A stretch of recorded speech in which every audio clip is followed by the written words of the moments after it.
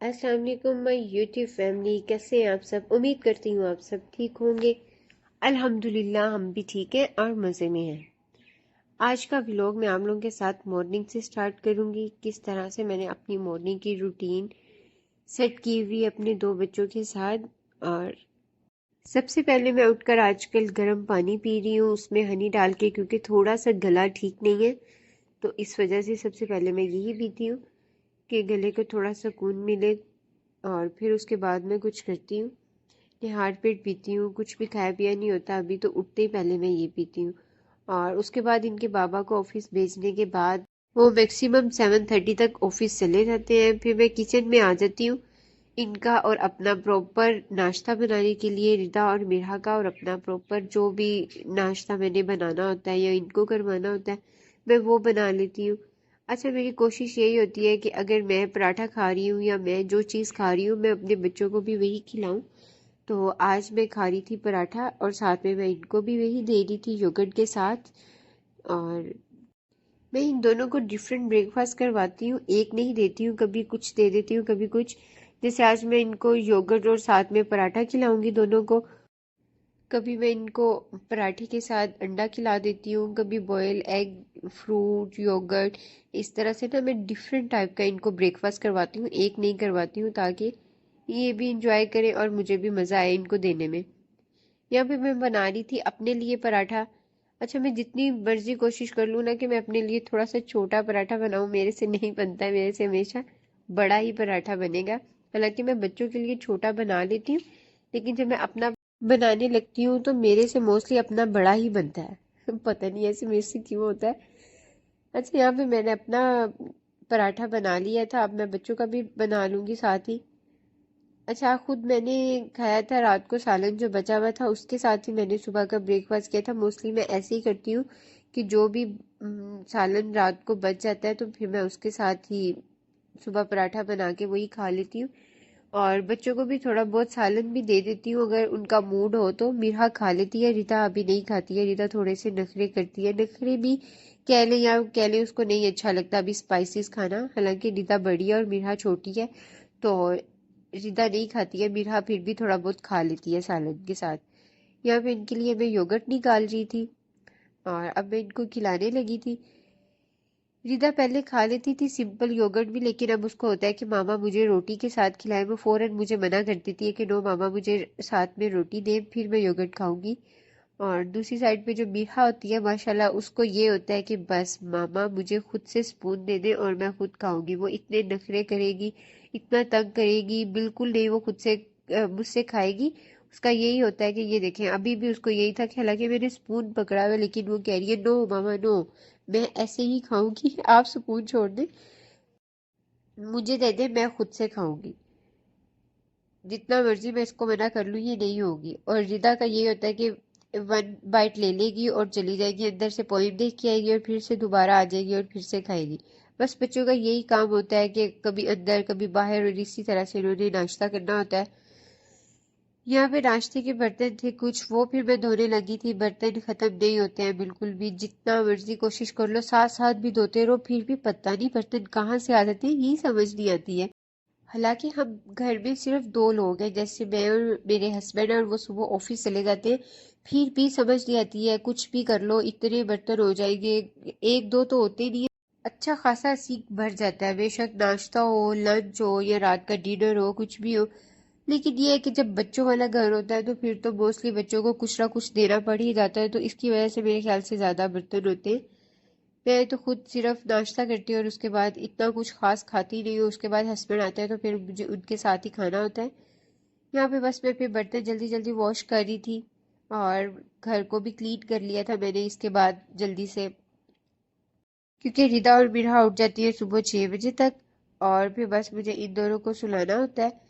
10 बजे तक मैं इनको दोबारा सुला देती हूँ और फिर उसके बाद मैं उठ गई थी, मैं खुद भी इनके साथ ही सो जाती हूँ और दोबारा मैं उठ जाती हूँ तकरीबन जोहर के टाइम 2-2:30 बजे तक मैं उठ जाती हूँ। यहाँ 2:30 बजे का टाइम था, दोपहर हो रही थी और अब मैं बनाने लगी थी डिनर रात का। ये हमारा लंच और डिनर इकट्ठा ही होता है, हस्बैंड के साथ मैं एक दफ़ा ही खाती हूँ, सिर्फ नाश्ते के बाद भी मैंने तभी करना होता है। डिनर ही करना होता है। जब वो ऑफिस से आते हैं तो फिर हम दोनों इकट्ठे खा लेते हैं, तकरीबन 6 बजे तक ना वो आ जाते हैं, तो फिर हम लोग इकट्ठे डिनर करते हैं।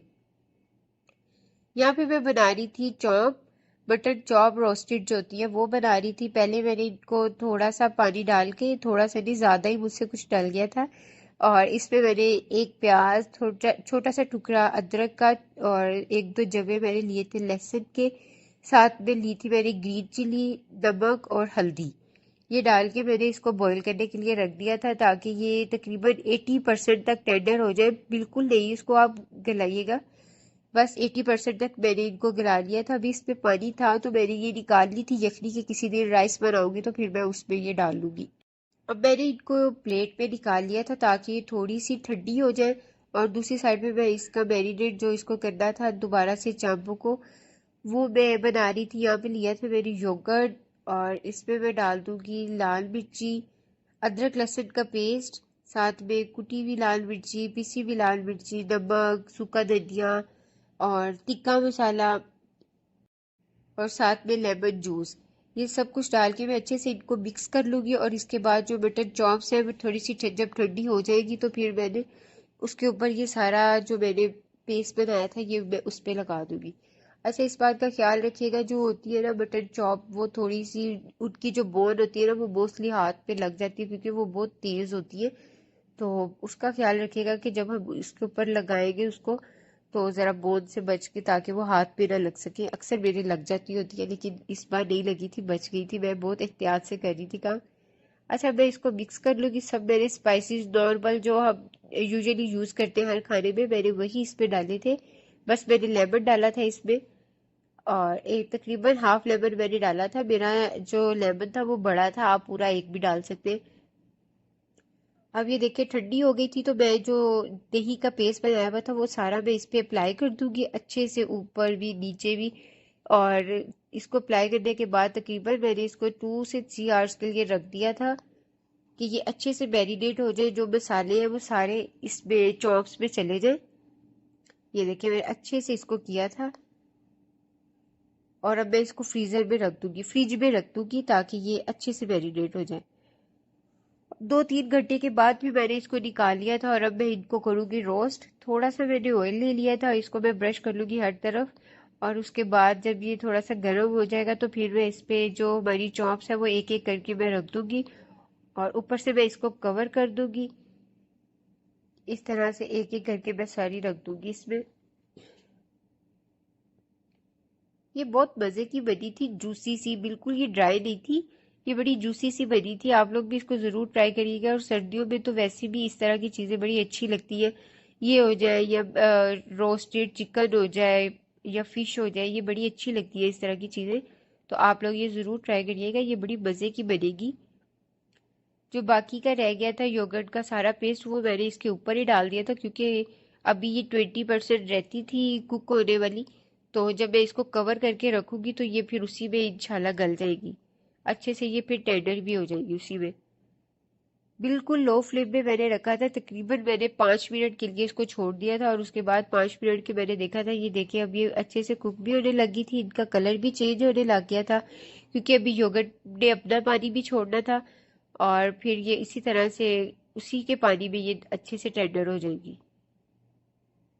एक एक करके मैंने सबकी साइड दोबारा से चेंज करके, और मैं इनको दोबारा से कवर करके रख दूंगी, ताकि ये दूसरी साइड से भी हो जाए, इन पे अच्छा सा कलर भी आ जाए।